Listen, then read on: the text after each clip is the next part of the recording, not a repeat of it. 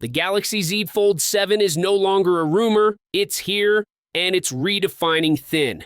Leaked renders from Evan Blass confirm what enthusiasts suspected. Samsung has engineered one of the slimmest foldables ever made. Folded, it's just 8.9 millimeters thick. Unfolded, 4.2 millimeters. That matches the Oppo Find N in profile, but what's remarkable is Samsung achieving this while still including a physical side-mounted fingerprint sensor. That's not just compact, it's precision manufacturing at its best. The inner display sees the return of the punch-hole camera, a move that quietly steps away from the under-display approach. While legal factors like BOE's ongoing patent lawsuit might play a role, the more likely reason is technical. Under-display cameras still lag in clarity, and Samsung isn't willing to compromise the user experience.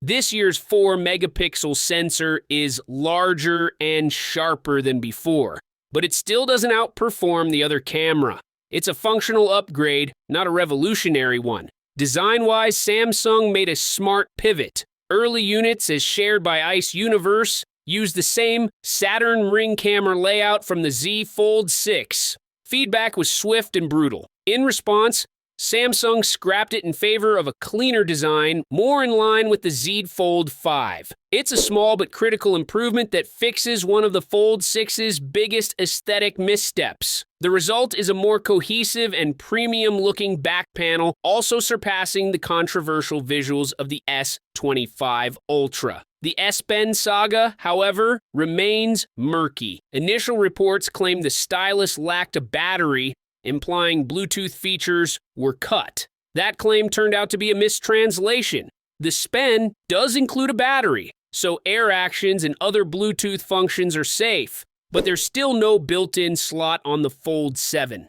And it's unclear whether the case will support SPEN charging. Compatibility with the Z Fold 6's pen is confirmed, but how users will conveniently charge it is still unanswered. Software enhancements come via One UI 8, which debuts on the Z Fold 7. One standout addition is the dynamic lock screen clock that intelligently adjusts around wallpaper content. It's a small detail, but it adds a layer of polish, especially when paired with the always-on display. The overall UI feels lighter and more refined, another sign that Samsung is investing in both hardware and user experience this time.